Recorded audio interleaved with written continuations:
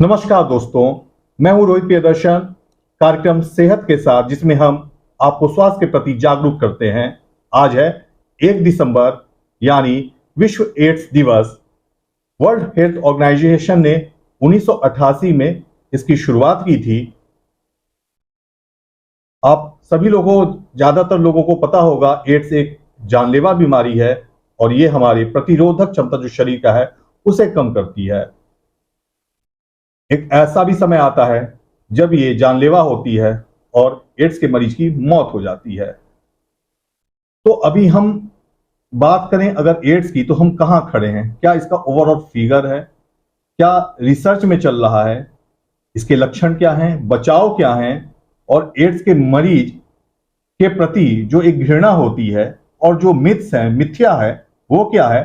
तो इस पर आज हमारे साथ चर्चा करने के लिए मौजूद है डॉक्टर दलीप के कारू, जो एमडी हैं, प्रोफेसर एंड एचओडी हैं, department of microbiology, Sharda medical college के। तो डॉक्टर कारू, स्वागत है आपका ग्रेनो न्यूज में। तो पहले आप हमारे दर्शकों को इंट्रोडक्शन एड्स का दीजिए कि ये बला है क्या। नमस्कार। जैसा कि हमारे मित्र जो हमसे अभी व्याख्या कर रहे हैं एड्स के बारे में, उन्होंने आपको संबोधित किया, मैं भी आपको सबको नमस्कार कहता हूं। और आज एड्स दिवस पे आपसे कुछ बातें साझा करने जा रहा हूं, ताकि जो भी इसके बारे में मिथ्स हैं या फैक्ट्स हैं वो सब कन्वे हो जाएं। मेरी कोशिश रहेगी कि आपकी जानकारी में कुछ तो वृद्धि हो जाए। जैसा कि एड्स एक ऐसा बीमारी है जिसको एक एक्रोनिम दिया है, AIDS acquired, I immune, D deficiency, S syndrome. So साफ पता है कि ये एक एक्वायर्ड इम्यून डेफिशिएंसी सिंड्रोम है, जिसमें हमारे बॉडी की इम्यूनिटी किसी कारण से कम हो जाती है। और वो कारण क्या है? कारण है एक वायरस का इन्फेक्शन जो हमारे जिस्म में कहीं से भी आ सकता है। कैसे आ सकता है उसके बारे में भी मैं आपको बता दूं। और वायरस क्या होता है, ये एक ऐसा टर्म हो गया है जो कोरोना ने सबको अब तो बता ही दिया है। वायरस क्या है? एक ऐसा कीटाणु है जो नेकेड आई से नहीं दिखता है और ऑर्डिनरी माइक्रोस्कोप से भी नहीं दिखता है। इसके लिए स्पेशलाइज्ड इलेक्ट्रॉन माइक्रोस्कोप है, या कल्चर टेक्निक्स के जरिए हम इसको ग्रो करके फिर इसको लैब्स में एक्सपेरिमेंट्स और बाकी चीज़ों में यूज़ कर सकते हैं, ताकि इसका कुछ संशोधन हो सके और इसके अगेंस्ट हमारे यहाँ से कोई ट्रीटमेंट या वैक्सीनेशन पैदा हो सके। एड्स बीमारी HIV, human immune deficiency virus से होती है। HIV एक ऐसा वायरस है जो इमीडिएटली बॉडी में घुस के तो कोई ऐसा डिजास्टर या ऐसा लक्षण नहीं क्रिएट कर सकता है। धीरे धीरे ये बॉडी को इतना कमजोर बना देता है कि वायरस की वजह से हमारे इन्फेक्शन के अगेंस्ट जो हमारी शक्तियां हैं वो कम हो जाती हैं, जिसको हम बोलते हैं इम्यून डेफिशिएंसी। और इस इम्यून डेफिशिएंसी जो इस वायरस की वजह से हमारे जिस्म में आती है, उसको हम फिर से अगर डेवलप करें तो हम बहुत ही हद तक इस बीमारी से बच सकते हैं। पर ऐसा रहता है, क्योंकि मैंने बोला ये एक स्लो वायरस डिजीज है जो बॉडी में ऐसा इफेक्ट करती है कि हमारी इम्यूनिटी कम हो जाती है। और उस इम्यूनिटी कम होने की वजह से हम, वायरस तो बॉडी में है, वो क्या कर रहा है, वो तो चल ही रहा है, पर उसके साथ साथ कुछ ऐसे इन्फेक्शन भी पनपते हैं जिनको हम अपॉर्चुनिस्टिक इन्फेक्शन कह सकते हैं।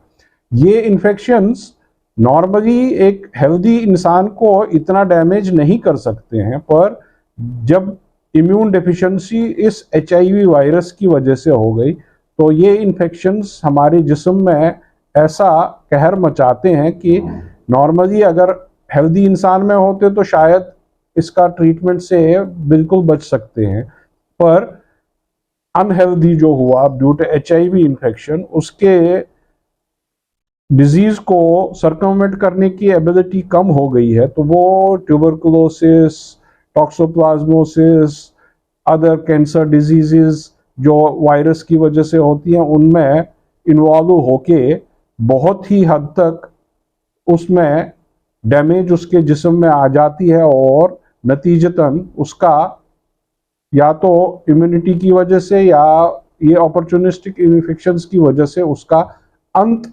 हो सकता है।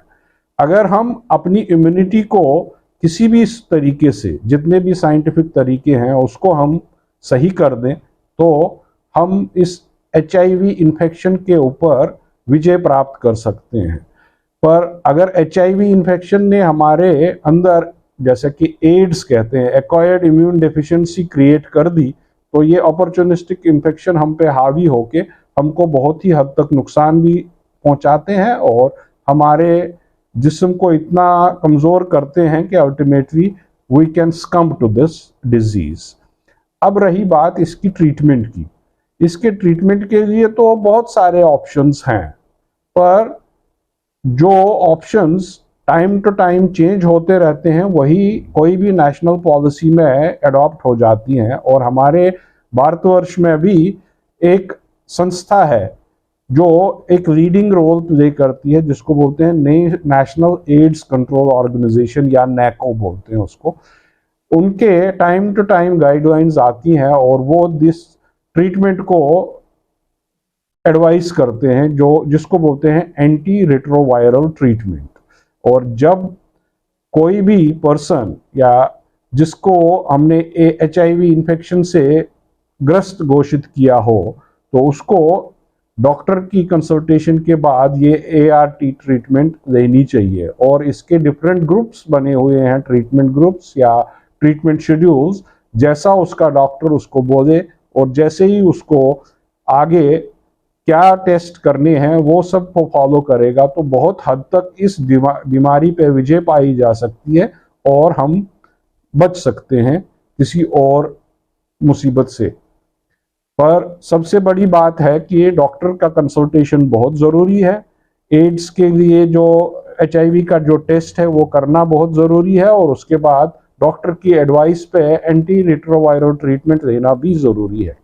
और साथ में अगर अपॉर्चुनिस्टिक इन्फेक्शंस की वजह से कोई दवाई की ज़रूरत हो तो वो भी डॉक्टर की कंसल्टेशन पे लेना हमेशा ज़रूरी रहता है।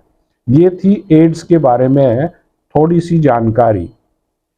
और इसके बाद अब हम ये सोच सकते हैं कि हमारे देश में इसका कैसा असर है या कहर है, दोनों हम कह सकते हैं। अभी कहर तो नहीं कहेंगे, क्योंकि बहुत हद तक हमारे जो संस्थाएं हैं, जो हमारी गवर्नमेंट ऑर्गेनाइजेशंस है और जो हमारी हेल्थ मिनिस्ट्री है, उन्होंने इसको कंट्रोल करने के लिए बहुत कुछ किया है और कर भी रही है। और हम टेस्टिंग और ट्रीटमेंट को बहुत हद तक फ्री डिलीवर करते हैं। हमारे यहाँ से, हमारे शारदा हॉस्पिटल में भी इसको ट्रीट करने की अच्छी सारी व्यवस्थाएं हैं। हमारे डिपार्टमेंट्स में जो रिलेटेड डिजीज़ को ट्रीट करते हैं उनके यहाँ, और हमारे लैब्स में, खासकर सेंट्रल लैब में, डिपार्टमेंट ऑफ माइक्रोबायोलॉजी में इसकी टेस्टिंग की फैसिलिटी है। और जितने भी आधुनिक टेस्ट इसके लिए करने होते हैं वो हम कर सकते हैं और करते भी हैं। और सबसे बड़ी बात है कि हम एक सस्पिशन पे, चाहे कोई भी संस्था हो, कोई हॉस्पिटल हो या नर्सिंग होम हो, एक टेस्ट की बेसिस पे डिक्लेयर नहीं करते हैं, हम उसको कंफर्मेशन भी करते हैं। और जब एकदम सही पता चले कि हाँ पेशेंट को HIV का इन्फेक्शन है, उसको प्रॉपर काउंसलिंग होती है। जो काउंसलर हमारे यहाँ पे भी है इस स्पेसिफिक चीज़ के लिए, HIV की काउंसलिंग के लिए, एड्स काउंसलिंग के लिए, वो हम उनसे काउंसलिंग करवाते हैं पेशेंट्स की, और उसके बाद एंटी रेट्रोवायरल ट्रीटमेंट जो उसके लिए सूटेबल हो वो उनको प्रोवाइड करते हैं। डॉक्टर दिलीप, चर्चा को हम आगे बढ़ाते हैं और ये पॉइंट बहुत जरूरी है कि स्प्रेड इसका कैसे होता है, एक दूसरे से कैसे इन्फेक्टेड होते हैं। कई लोग जानते भी होंगे, लेकिन एक बार उस पर फिर एक बार प्रकाश डालें। और मैं आपको बता दूं, इस बार जो थीम रखी गई है वो शायद समानता रखी गई है। तो इसके थीम रखने के पीछे क्या कारण है और मिथ्स क्या है उस पर भी आप रोशनी डालिए। जितना इस चीज के बारे में पहले ही लोगों को पता है, तो सबसे बड़ा कल्प्रिट या दोष हम मानते हैं सेक्सुअल ट्रांसमिशन का।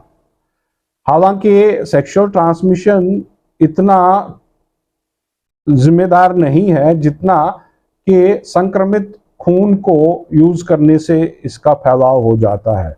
और ये संक्रमित खून कैसे हो जाता है? या तो अनटेस्टेड ब्लड, अगर डोनर का ब्लड हमने टेस्ट ना किया और रेसिपिएंट को चढ़ा दिया और उसमें HIV के कीटाणु हो, तो ऐसे हो सकता है।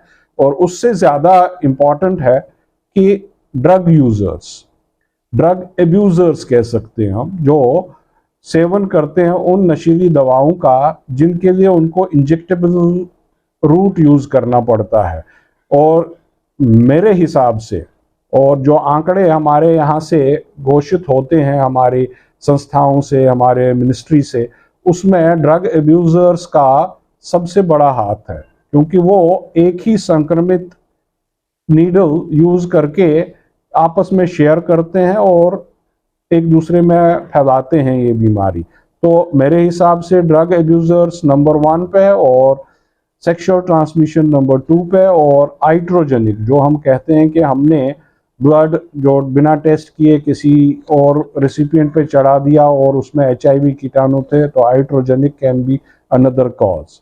ये भी धारणा है या मिथ है कि ये एक दूसरे के साथ टच करने से होता है, पर ऐसा नहीं होता है, क्योंकि जितने भी मेडिकल प्रोफेशनल्स हैं उन्होंने देखा है और सबको बताया जाता है कि यूनिवर्सल प्रिकॉशंस लेनी चाहिए। और यूनिवर्सल प्रिकॉशंस में हम एक दूसरे को संक्रमित करने से बचने के लिए या बचाने के लिए hand washing, hand hygiene, gloves, safety protective equipments use करते हैं, तो एक दूसरे पे ये फैला नहीं सकते हैं।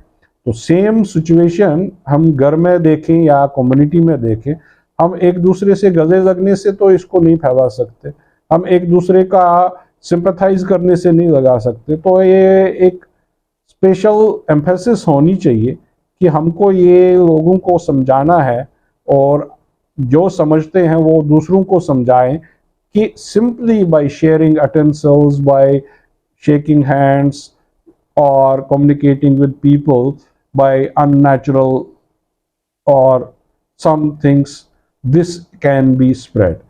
So avoid drugs, avoid sharing the syringes, and avoid using untested blood for the patients, and don't do unnatural sex, because ये सबसे ज्यादा देखा गया है कि जितने भी होमोसेक्सुअल्स हैं, मेल टू मेल ट्रांसमिशन इसका हो सकता है। हालांकि हमारे यहाँ एक ये भी है कि हमारी जो स्टडीज चली हैं मेडिकल साइंस में, हमने देखा है कि from mother to child transmit होता है, पर उसका भी हम अगर सही टाइम पे टेस्टिंग हो जाए और उसका ट्रीटमेंट करें तो इसको हम कंट्रोल में ला सकते हैं। एक जो साइकोलॉजिकल सपोर्ट की भी जरूरत है, तो उसके लिए आप क्या अपील करना चाहेंगे हमारे दर्शकों को? एड्स के मरीज को उनको साइकोलॉजिकली वो सपोर्ट करें। एड्स के मरीज को सबसे पहले कम्युनिटी को सोचना चाहिए कि ये भी एक नॉर्मल मरीज है, इसको किस वजह से HIV का इन्फेक्शन हुआ है और फिर इसमें एड्स के लक्षण आ गए हैं, उसके लिए कौन जिम्मेदार है, कैसे है, इस पे इतना स्ट्रेस करने से ज़्यादा इम्पॉर्टेंट है कि हम एजुकेट करें कि इस बीमारी का भी ट्रीटमेंट हो सकता है।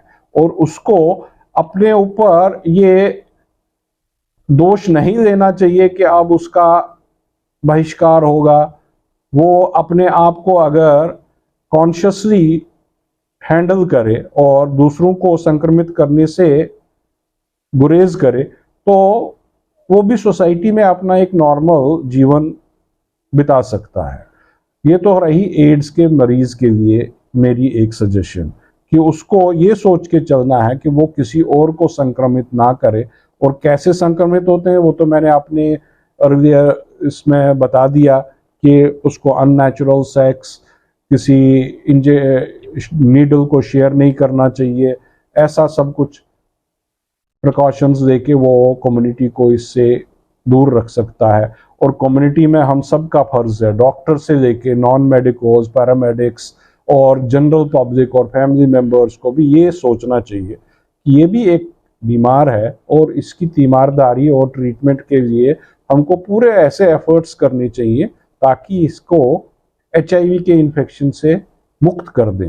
और हमको इसको सोसाइटी से बहिष्कृत नहीं करना है, हमको इसे अडॉप्ट करना है ताकि इसका ट्रीटमेंट अच्छे तरीके से हो जाए और ये भी एक हेल्दी लाइफ स्टाइल जिए। डॉक्टर दलीप, आपने ग्रेनो न्यूज को समय दिया, इसका आपका बहुत बहुत शुक्रिया। तो आपसे डॉक्टर दलीप जो हमसे रूबरू थे और चर्चा कर रहे थे वर्ल्ड एड्स डे के अवसर पर। और सबसे बड़ी चीज है कि हम सजग रहें, सचेत रहें, तो कोई भी बीमारी है उससे हम दूर रह सकते हैं। फिलहाल इस कार्यक्रम में इतना ही। महत्वपूर्ण खबरों से जुड़े रहने के लिए हमारे YouTube चैनल ग्रेनो न्यूज को सब्सक्राइब करें। नमस्कार। Thank you.